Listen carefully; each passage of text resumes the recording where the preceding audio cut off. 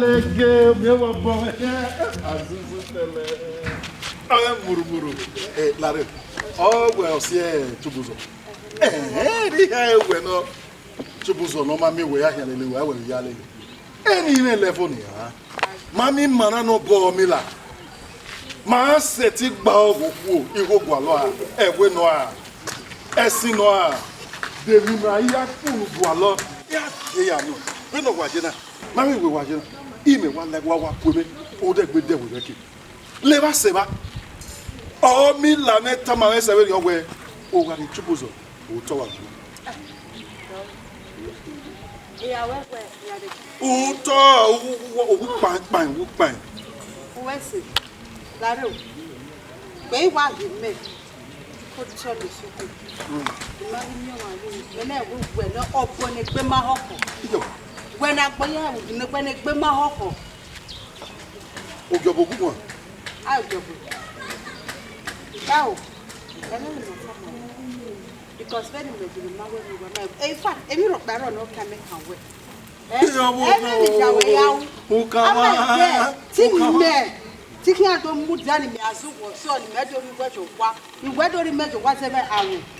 Dàmé ọbí mọ́ ìhun kama ó wá kún ẹmẹ́ ìmú ẹgbẹ́ rà ìfi wà gbọ̀n wòye ẹ ẹkìrù dó èyà sọ owó dẹ̀wé ewu dẹ̀wé ewu pẹ̀ ìfẹ́ kì í láti ní ìmú ẹgbòtọ̀ ẹ àwọn afẹ́gbòtọ̀ yẹn yẹ sọ̀rọ̀.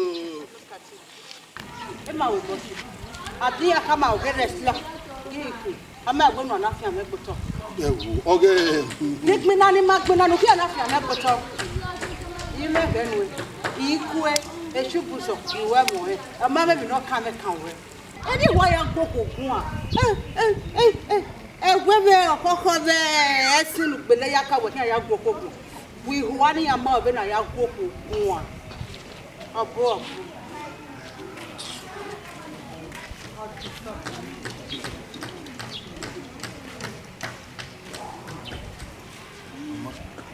kena po wa yi rewo na igam no wo mo na ku e me baria na u pure me baria be o agu ina saboto ila oto iya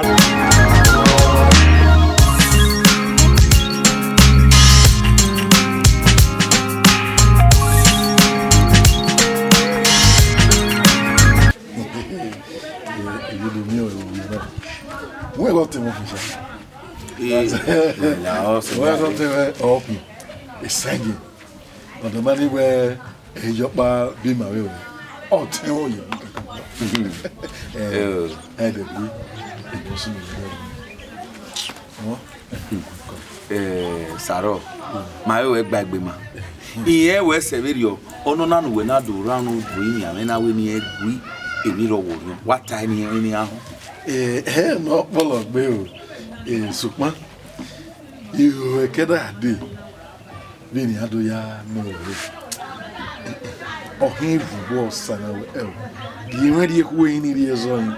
You could. Sazen of ya. Tell me no wrong on water tie. Every row on water tie. I won't me. What I am moving, no one very I rebuke you in Jesus' name. Fire.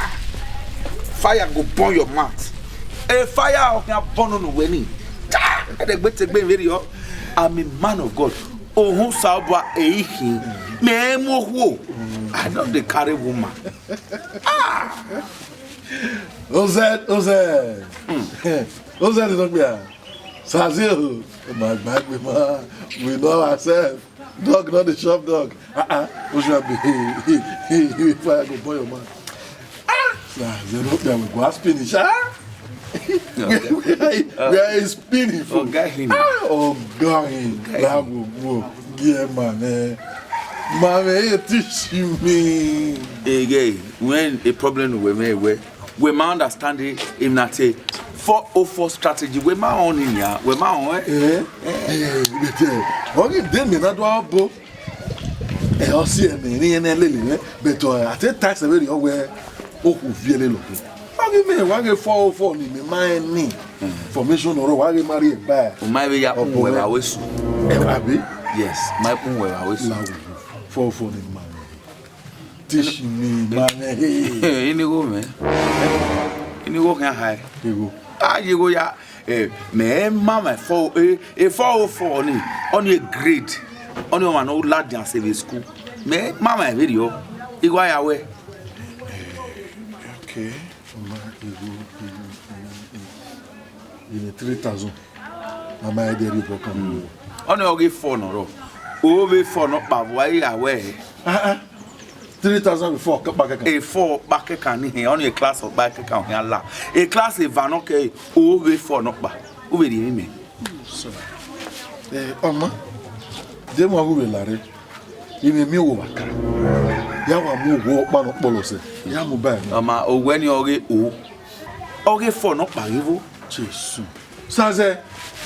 Wa why no man of your way vame. Or weva up barry or not barry 4 or barry. Ma. Oma, Imarene. Every time you make a Roman, very more bonnet.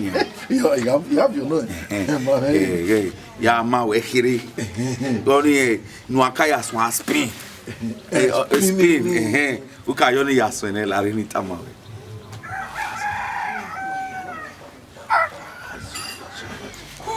Yo was. Uka onu akaya swan. E for make a mawe na. We are you go redo mawe. Oh, we no okay. Uncle, my yakma. When here, Yaduhama. Yeah, what is school? My exam work, exam to the result to get to that.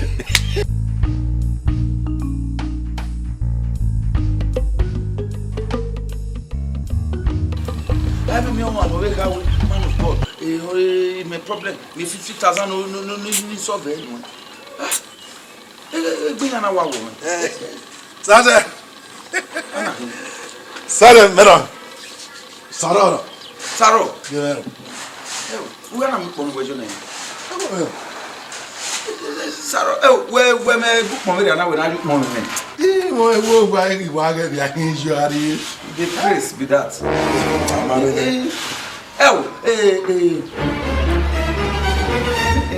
I'll tell what I must say. Up no a chain and market away. All right, will market away. A chain in a man of God on the way. Yes, it will get cross no why you or get me. Wow, you remain. Who you make? What do you mean? Rana mi una man 4. Yeah, we me ro here. Oh no, now get there. Give me no. When we me do ma say e che na wari bai. O me mi na na we ni ama we bai. O ma gba we do na 404 me ma we. O me o we na 636. Me ma wo ni. Wa wari che na me na as Archbishop na ajo. Master. We no ni aje. We are here. Emily Mawel of Ghana. Yeah, surely. We have it. We have it. Mommy, man. Thank you. Oh, Ciro. Hey, I was already there. You are lady.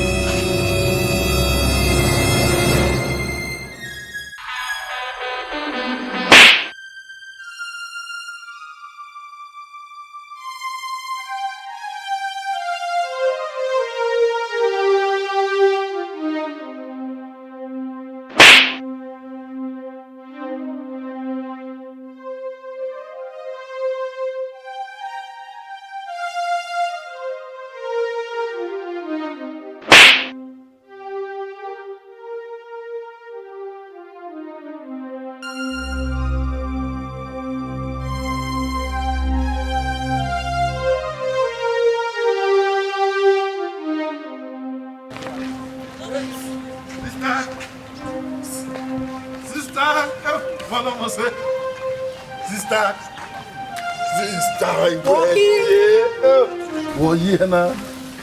Oh, you see? What you Yes, sir. So sad. You know what about? How many if you go to? If you're able to answer how we might understand. How gonna need marking? We don't know what me. Don't mind knocking me there. When I go embarrassment. Okay. Tell me, Mama, imagine that they are no more sick. What can give us a talk? He must say for me, I go. When we did, I suppose, oh, I got to get more. That would be a music. What a bit of the way to know something. Who go young? Eh? Oh, double supple. Oh, we're fearing. Who then I'm going to dash down? Yeah, who will make it one? Yeah, who will make it one?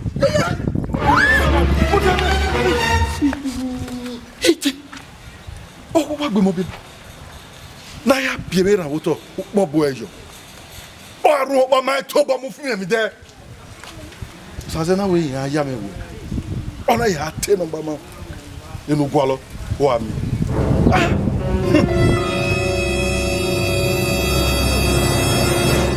Saro. Obukia.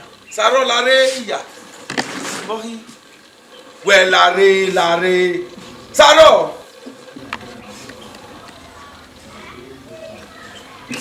On your one emeuna. Ubini ime there 20 people go and he have 20 slap away the okay way. There 50 people were go 50 slap. A slap in here wait. When I do well as a man of God, when I care.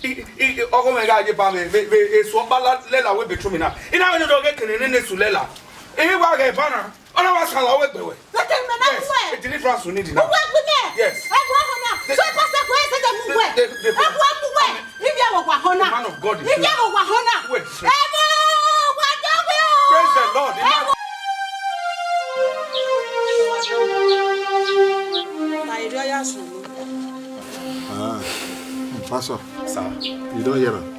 I didn't hear him. No, we have no kind man. Hey, wait till you can't get out of briefing, boy. Wait till you call the accusation when you come accuse you now. You be arguing no yard briefing. Where? Why do you live like that? Now what also now? Okay. Praise the Lord. Hallelujah. You see, seven man of God in here. Wopina or what do you mean? Oh, where is Waku Yokureve making hina? Or when he lads as a man of God, not Ladiana when you don't get any. Praise the Lord. Good one. Who was one? Only I want to tell me a son of Yahweh. Why I say what? Let me go straight to the point. As a man of God, so ain't not Ladian. If you Ladiana when he go to Sunni, meaning why I go here. A Sunni now, on our way between. And now when you take my spiritual eye, I will somebody meaning ya begging on the third eye. He was the third eye, he totally stand on what is so. Oh, not so, Majoya Semana. Saze. Oh, where are this place? Then side.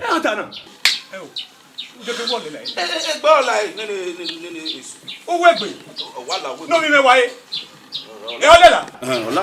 Wa go ale deliverance ni wa ya we no la dia. Tasi. We know where that you dey hear yourself. No, even where talent on you dey hear them. He say we are to deliverance. Or he say they accuse pastor say pastor don't hear. We are to deliverance. Mudia. We ko ere o mi mori ba ina. We ma yan ma ju we o mi mori o. O ri ba ina. John, mommy is deliverance ni wa kan ni. Me worry boy. He was saying is Odewo pastor. Yeah. Edudu ogi me or tulem like Denu tai. Awe bowe or keba like be. Rudoni. Mo here set TV tie mo we meti. Ni aya tie boni emi ni la dia be we. Even na mu your boss abane.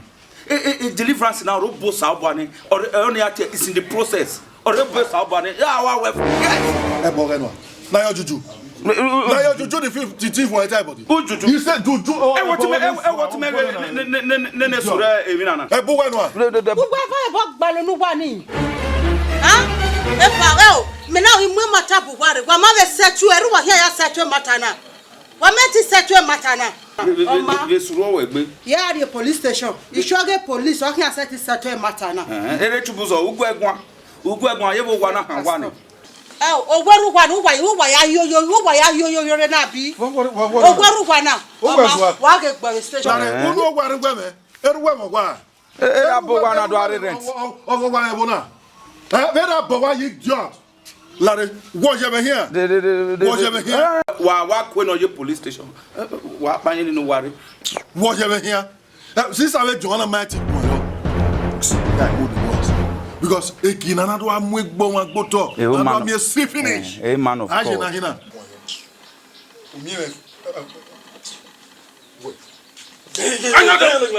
A man of God. A man of God. What is it? What is it now? That is what is what tomorrow. Say we are agree mama setting point. They are sorry. Am I going? You don't know say police station did that before you come tell us. Okay, Adimo. Oh, I don't. We work with SSF. We are here by this life.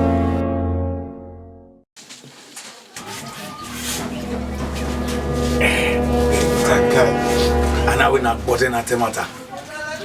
Beg or pacote. Wodi. Oh, guy, no. Arigo. Oyi. Arigo. Wani, na really no ni botini. Mami, grass no surrender. Arroz que ori mini. Only lemongrass. Lemongrass oh, guy, no.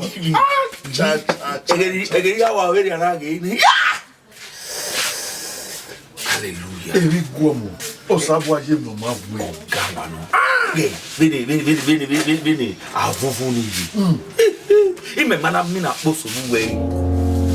Bini obseni. I will use my godly eye. Yeah, you godly eye ya gwegwan. Yeah, gwegwan e o mana ko. Eti buzo ore mi oba. O ware mi. Ogano. Kaza. We ma we wa kuna nwanyo kugbe. Mwe kaka kugbe ma. O malake. Ige ofime ya do enu. Ozwa. Sazo gogbo. Sazo we bewa. Sazo enwa guwa. It's about the Holy Spirit. Bene orio no nwa la me orio na tebo no we video. Sazo binu wo bon se ba gbo. Sazo ifo ya fe ni le de gbo na. O e ja bien agbotofu. Para gbo mo o ge dia. Ogo no ye kenuye. Ara ge dia, ara gba ge e kenari ri ye kinawe. Ikuku ofun. Sazo pa kekan. Mo ri wa we mu na o meje. O wa we mi ni. O wa mi mo sase. O pari hi aso obo obohi. Obonya me level. Uwo ha. Ben weji na wa buzo he can communicate. Wa buzo. Are ahamu ha. O he can gba we ni. Wo. Saze. I tell you. Saze. Mami eni ra ni je saze. Me manario we radio. E no maji merie ra ni. My va my we. Na fire go burn your mouth. Yes, fire out na burn no way. E fire man na burn no way ne. O we no we ahia se na fire na go burn that leg. Yansone. Saze ti wa hia se ba. He wa mwemu dia ode. He na wa gwegwe na ha mewe. Ye we no ye. Do ona ozu. ni me dege. O we can na po ni bedo o galo. Ah won yo pa e ka dege. E ke du wa wa o. O de wa so ye. Fire na go burn your eye. I know ya begging. We're not buying here. Ugo worry. Una ya go no we betun. Na fire na go burn your eye. Uto ye. Umaru when I come na we anyona no dey no back one no go me we Uto. Ni offer me ya. We no agbon ya we ma we dan we. Ola see us ma. Okoni ah hallelujah. This is something area good. On administration. Saro. Oh, Saro. Yes. Saze. People blame me where? Oh, student. Ugando said teacher. A student have always said teacher. No we beg a dog mega good. E can we maybe be part of my way barrow when I have one hammer mold in my book. Oh, for me, my way, no matter where for me. What I went for no matter. So I said, what I went for no matter. If for the money and I believe will be. Eh? Now, when you have a banana gag, you will be loud. Let it come for the Megilway. He went. Because a new man done will be anything he had to no man. Yes, will be me. So we're going in. Me to be me, make it lonely. Okay, why? They walk over now. Argument me, making me be. Oh, no more no more. It's the name of this. Oh, go money. In fact, now Google killer. Yes, anytime. Oh, go back. Oh, go me wet, you know. So the pastor, a pastor, tutti babu, more gumo ebo. He ogumeni mega o we do mi meri ati ni. Oh ma re na me wo nyangun ni. Ihe agbo yo. Yes, but mo nyan fire. Na fire go burn your nyan. Na fire go burn your mat. Na fire then go burn your leg. Oh ma no we ma we ni na fire go burn head. Age. O teme he kiza o. E de gbe ogun oki, de gbe ogun oki. Ogun meni mega we be ti ni me. Yeah. What you want? Oh, you know me where? What down again? What few boy you no wa game ni ata. Epa. Never you where ya ha. Me make a ham wa we ni mi wa bi church. Pa where? Asi ebe for summer ye eminero mari asi ebe for summer yo ma gbe. Even you na gboyi nuwa. Ikabuwade wa ma ho ide mo give am bo wa na iga de gbe mi wa ba eni aju wa omi e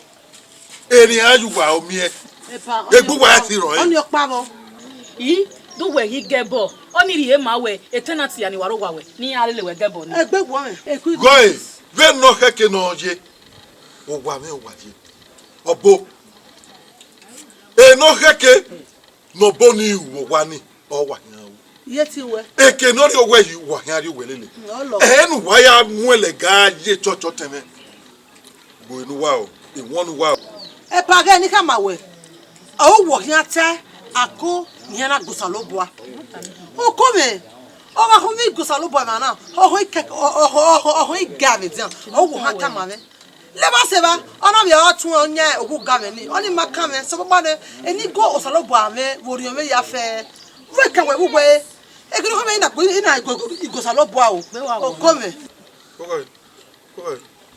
o dere we gbogbo a e quick notice o ho we quick notice ho we epa na ya bia na moto e shoshi mejo wo hia set do fia wori e da retiro wa we e shoshi ni mejo ni e me hia ya ajo e bo hia ha ma me ke ni hia na gosaloboa me onye sunu o the first person start juju ask how ogun dey kill you dey craze abu wa ni dey good notice no wa una wa me give na good notice epa we e me pay ahead where dey worry una me a good notice no e 6 months no wa no ko ka wa ri nene e agbalu e tam wa ni iba oni dey gbe mi wa church teme ni epa wo time ame mo a o we o wo teme yan we da o wo yan te la o wa ko wa te o sa lo po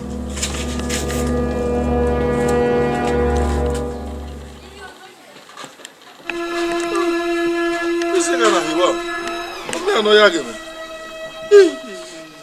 Saro, fuck off. Saro. Ew. Anya me tell me no say man. Ipa wa be ni awa de ni be ni anya wa la wa ni. E be ni agbe short note yi. We iya garo wa na. E boni ga, iya anya le ni ga.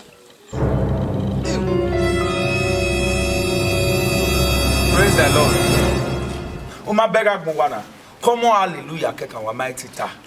You tell us ultimate cause come here. Come on, hallelujah na. Ruda obo Uwadiae ne. Hey, we know ya me chuwa we. I say make I tell you na. When we no ro we mo bo do video. Even ni wa hamwa ke na pa. I don't want to see una ma oni de gbe ami wa wo temi. Ruda a light very light back here. A baby back here. Oh, Warena. Especially when no yani keni metie na ya mare ruda ya la amofio to bogo teme wo ya makwane me na iwe ni waka mu waka na pa ya de gbe mi wa wa ya wa le lo teme hia ba be mi wa gwalo oni we ni waka mu wa oh a pastor where my way salvation a bible we mu hia ni ojege is personal. Given the salvation is personal clear, we no magbai. We no keke baby no clear. We yeah ni kama we. Ni tana umana mu ese odu gun ogera mu hia gbo. Pastor. Nenje Michael no pun wanyan. Wow. Pastor they talk on this kind. Lock wa me. We ma be ro enwa. Ya o wa mu me na tie enje avano hu. Oni no wa mu ni. Enje avano hu ore ohia gbelu wa wa. We na ame ogo boni wa unu wa be unu wa gwalo ma lo nwa ba unu no gwera me bu e won je How much is over? No, pastor, you dey talk this guy. That's not good this church. I can never enter this church again. Lie. I'm not going to enter again. That's you know, I'm not so you're coming for that.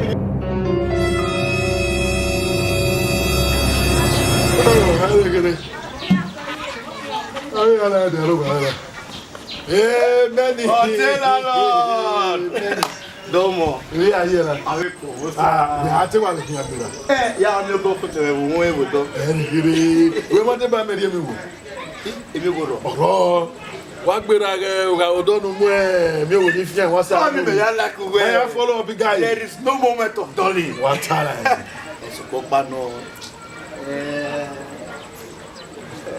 Oh, two way problem you have no one now. Okay. What's the matter with me? We thought we knew. So, Papa, oh, when we Ropano can we one and marry Boca. Oh, Zoa. Only a lot bonnet. Who was it to me? Only no mammy were here. No mammy were here anyway. A boy of it. Oh, you may get mistake. Hey, out to me. A mistake. Where or hecking ultimate. Any mere mistake or ya beyond. Mammy, dog yana see second or report to me. As you see your word in your way. Timmy, away. Better you may not hear. Mammy won't done it. Near to your tapia. Where if I work with the ball, yeah. You may have fear with you. In your tapia, here you join. May you wear your continue. My father, I 5 and 6. Better Johnny. On your better. I don't know. Try where. Oh, football, man, I'm bobo. Yes, on there. Oh, me now, Ariel, one me guy here. What is the guy? The guy. What? Anyway, I'm on a road. What are they? Okay. One more.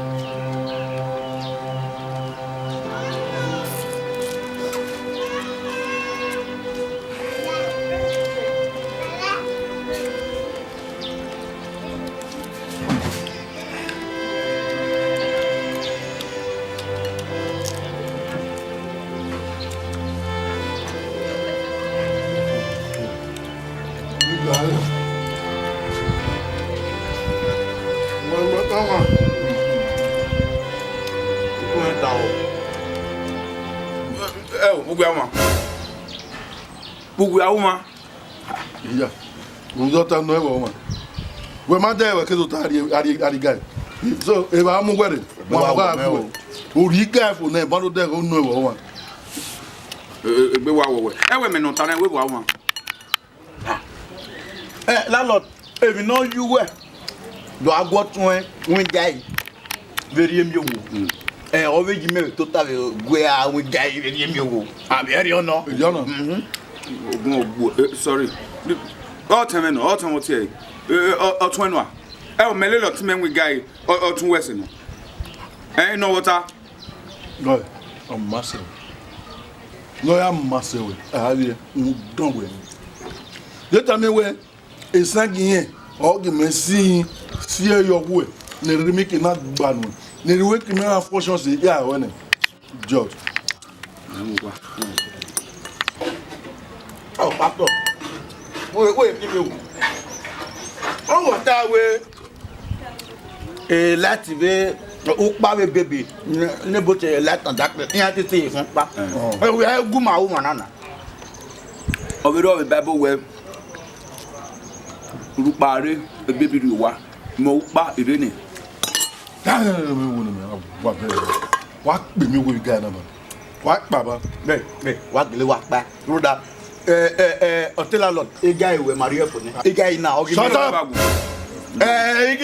Ike gunu we. When I'm here, we I make a point where you agree game your Shut up! The doctor, the Liana, one of the cook with them. What now? It rest the case, man. Although you go.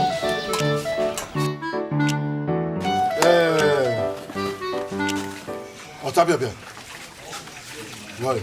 Anywhere, like it. Make you be me, marry women. Oh, I'm more here. Oh, no, oh, Lily. No,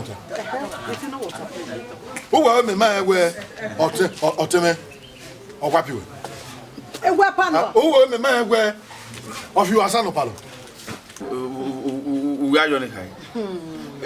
Very merry man, a man of God here. I pray for the deaf, the blind,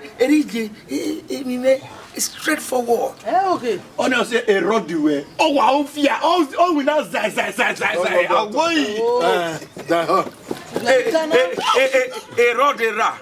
road of the way. I have fear. Moses, you have fear. As always, very like. Oh, yeah, fear. As always, Israelite. Nana Mary Israelite life. The boy can't. Emily Matana. My what time go back one where do I want you? Eh? Yeah. Benin Movie. Yes, making or give a scripture or Ephesians 14:14.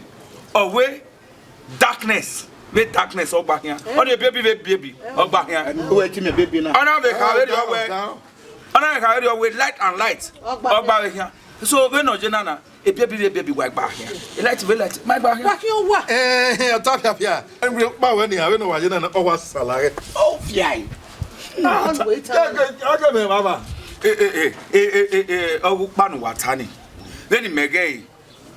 Yes, because when I lay baby, over Bible, or when baby, or when baby ass a woman, or do real meaning, or do break it you. Okay. O marca que não iria. Even no Genania, lá o camelo no yaremi no pain. Sabe bem?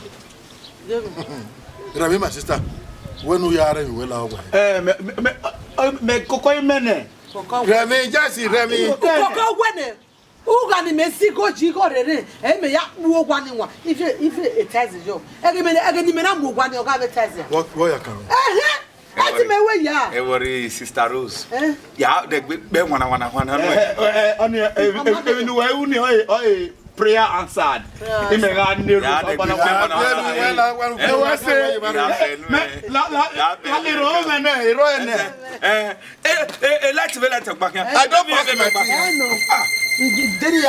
Ephesians 14.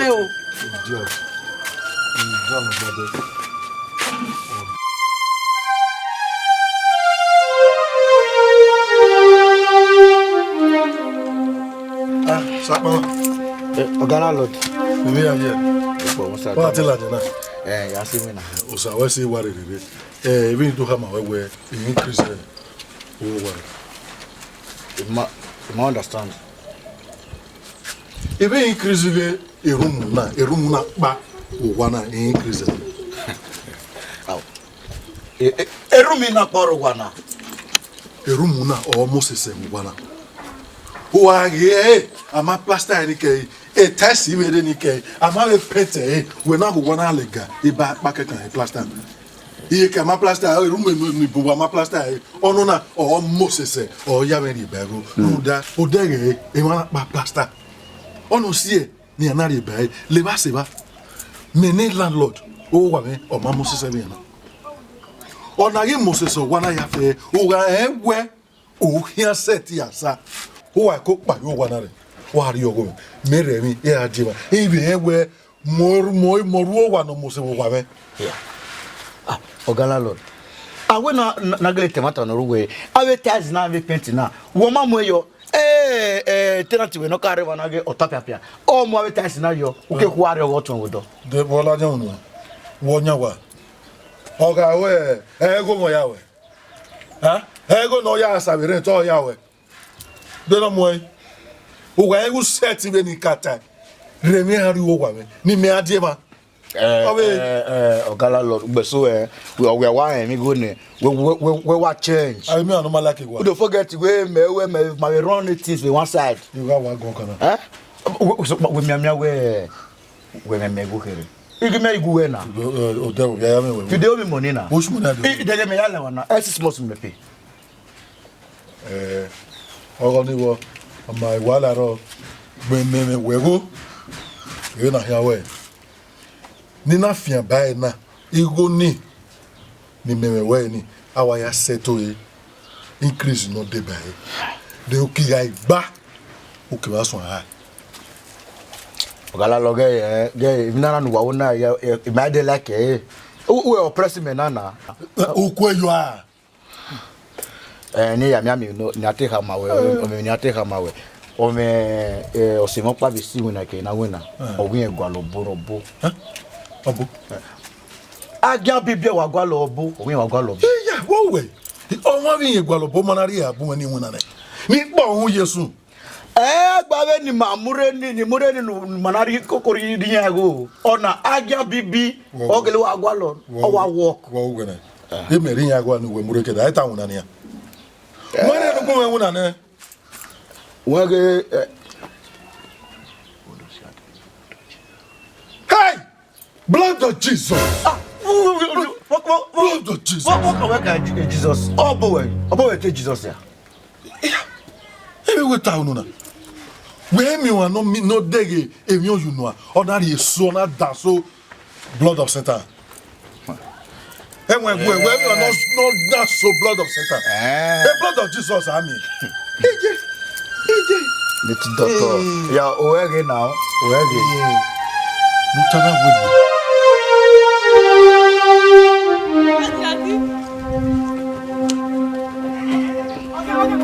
Okay, hold on. Who you want to do that one? No, who you want to do that one? What's the apple now? No, where you think you dey go? You know what you look for my boot? You know the amount of exhibit money. In fact, not only money, you know, now dollar now you look for my food. So now you dey shout. People dey hear you. Now dollar we dey talk here. So I know what to do. No be my fault now. You say my oga get money where as he die because we make we dey choose wetin we wan carry. Me no go carry that big boss. I don't know say that dollar dey inside. Okay, wait. What do you want to do now? The dollar now juju dey inside. And now I need money to take clean am up. Juju dey. And I find better native doctor now we go help me do the thing more take clean am up. what you dey wait for? What look for her now? I no get money now. No money now. They want take Wait. Like how much? How much? Mo first see the native doctor first. Now I want to say me I wait now. You know you say the day on top of the money. Juju. See, if now that one for the person we go do sharp one, it in my area. You get native doctor? I say sharp one in my area. Oops, no before one now. Not before one night, my junior brother first tell me say somebody like that go do something like that for a hand. What you gonna wait for now? Me we dey go now. What they wait for? See, but we go need money. Oh, the money go big. We don't do this to you. Me we dey go. Me we dey go. He said no, we Now, go. don't we dey talk so. Say, I hear they left for where that one go. Who come? Open the dollar. No,